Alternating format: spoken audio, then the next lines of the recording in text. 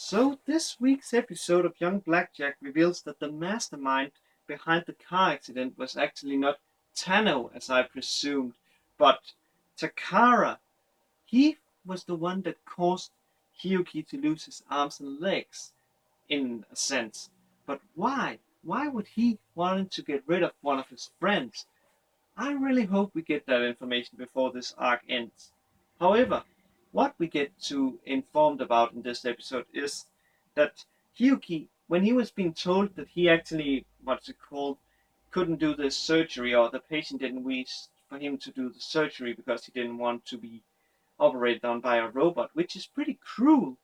Well, we get informed that the way Tano obtained those pictures was actually Takara that sent him those pictures, and that was what they was talking about in the hallway. And that actually proved a very fatal flaw for both of them, because Hyuki, after basically being told that the patient didn't want to be operated on him by a robot, he was ready to basically say, "Okay, I accept my fate. I'm gonna go back to Miu and tell her that I cannot become a surgeon again, and then we will see about the marriage." So yeah, however, now he don't want that. He actually takes and puts some prosthetic legs or mechanical legs that allows him to walk, and then he asks Tano for a drive. And the way he does is that he says that, yeah, this is new mechanical legs that allows me to walk, and I'm not sure if those really exist. I'm not sure if we are getting this advanced yet. But he says that, and then that he's not used to it. So could Tano get him a drive? And Tano is a bit afraid because how much does Hyuki know?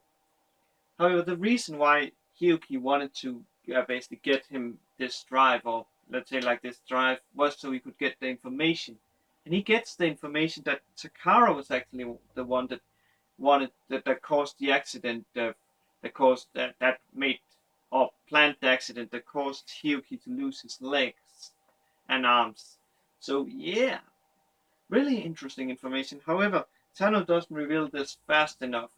So both him and Hyuki drives over a cliff, and Hyuki is only safe because he didn't have a seatbelt on, which basically throws him out of the car, which is getting crushed by the impact, which causes Tano to get killed and his right arm to get burned off by the fire that starts from the car engine. And this causes Hyuki to think that, oh, this is God's message, basically, that he has to get his limbs back by taking him from the person that caused him wrong. And he then goes to a swordsmith in the mountain to get his family sword, Hikomaru, reforged. And the way it's reforged is basically that it's put so it can be like a prosthetic. So he basically has like a sword for a left hand, which actually explains why what it was he was had bandaged up. Because at first, when I saw him showing up at Takara's place with a bandaged left arm, I thought, okay, we know that Tano lost his right arm. So has the right arm of Tano been attached to Hyuki? I doubt that, but maybe he had done that. But it isn't actually the case. What it was, as I already have spoiled, Hikomaru, which he actually uses after getting most likely the information about why they caused his accident in the car. We isn't shown this scene, sadly, but we most likely will in the upcoming episodes. But then he takes the left arm of Takara and leaves him in the park to die of blood loss. But luckily, Hazuma and Miyoko hears his screams, and they rushes to him and fixes him, luckily. But let's just say it like this. We see here how Miyuki actually isn't that good, because she would actually have caused him to die from blood loss because she couldn't find the vein that basically needed to be closed in order to stop the blood from flowing into that arm. So Hazuma pushes her away and fixes him.